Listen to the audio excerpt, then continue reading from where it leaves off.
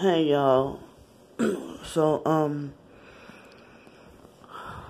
I was finally able to get some sleep after 4:30 this morning, and I guess it's about just before 8 o'clock right now. So I guess I was able to sleep for 3 hours. I was able to finally get me a little something, and I'm feeling a little refreshed right now. And I not long ago woke up, so I just want to hurry up and quickly talk about the dream I had. That to me, I call that, even though it was after 5 o'clock in the morning. Well, after 4:35 was the, excuse me, was the last time I was up and saw what time it was. But so I went and turned off the air conditioner. But after that, I was able to sleep a little better, and it probably took me a while to go to sleep, So that's why I'm saying maybe after 5 o'clock in the morning, but I still call it a nightmare anyway. So I had this weird dream that I don't remember exactly or know where we were in the dream.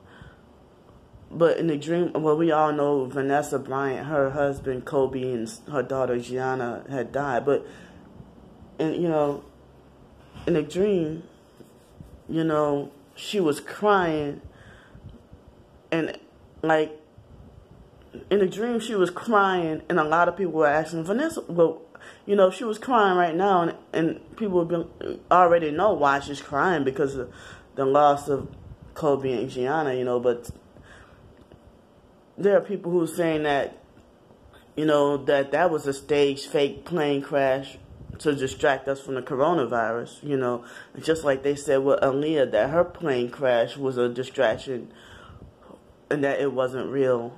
They'll say that was a distraction for 9/11, So,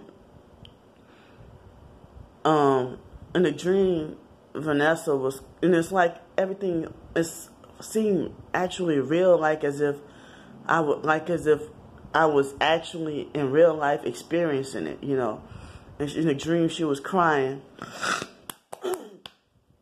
Excuse me. And everybody was asking her, Vanessa, what's wrong? What's wrong? Why are you crying? Whatever. And then, I don't know if it was the same dream or if I woke up and then went back to sleep. And then had like in New Orleans, they have these small kind of public transportation boats that's very cheap. Y'all probably heard of them, called the ferry. In New Orleans back then, the ferry used to be free. Before Hurricane Katrina. And so now the ferries cost like $2 each way. And it ain't the same no more. I miss riding back then in New Orleans, riding the ferry all day, just back and forth for free, and never having to be kicked off. Or this was like around the year 2000, 2001. Me and my twin sister used to sneak to go ride the Gretna ferry. They don't have the Gretna ferry no more, just the New Orleans ferry, and I think they had the Chalmette ferry.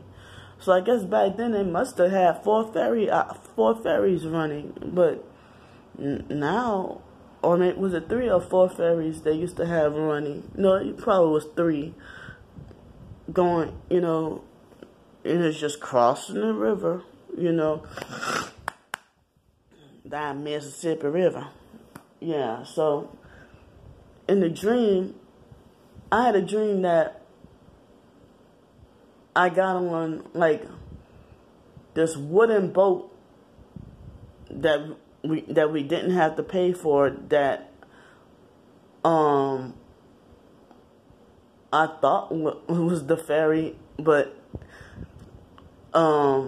it was just this boat we just got on without having to pay anything, and not many people got on it. And it's like, it seemed kind of like somewhat like a deja vu kind of dream, because I think I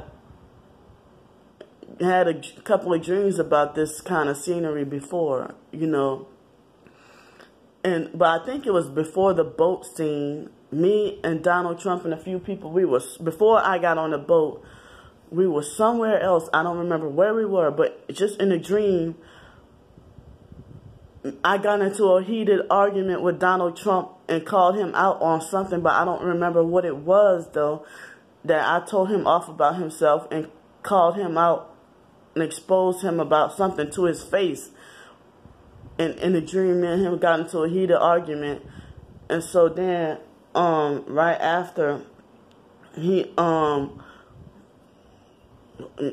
picked up this piece of paper and said he was going to use it. He made a threat to use this to make sure that I'm blacklisted from everything for the rest of my life, whether it be job, housing, even food.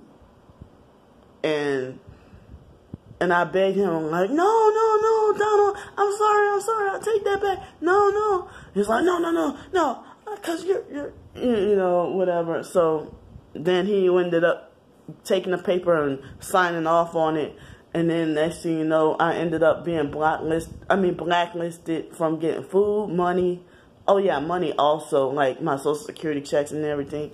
Food, money, any kind of assistance or help or any kind of way to survive. It's like in a dream, he took that and blacklisted and blocked me, you know, from all that in a dream, you know. So I'm like, what was this dream about and why? Like that I confronted him about something face to face, but I don't remember what the topic was that I confronted him about, though. And then shortly after was when we got on the boat. And then that little part of the dream was a peaceful part. And then I woke up not long ago being feeling this confused kind of feeling, you know, trying to piece everything together.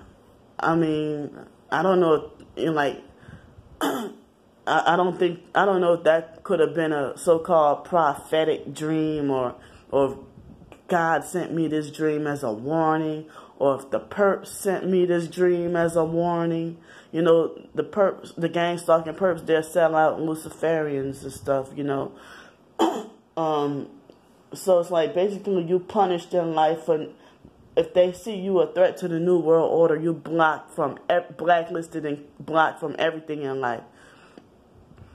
So that's why I said, how can people who call themselves, if we all fighting against the New World Order, how can we be against each other and have our own war within our, not necessarily just targeted individuals, but people who call themselves woke and speaking out against the Illuminati and stuff can't even agree on the same thing. Even Christians can't even agree on the same thing, you know. And so it's like, it's just, you know, how we all fighting for the same cause and whatever topic. That's like, say, for example, you know, two vegans arguing about something and can't come to a consensus or whatever, something like that, you know. So I'm done this video, and I'll see y'all later.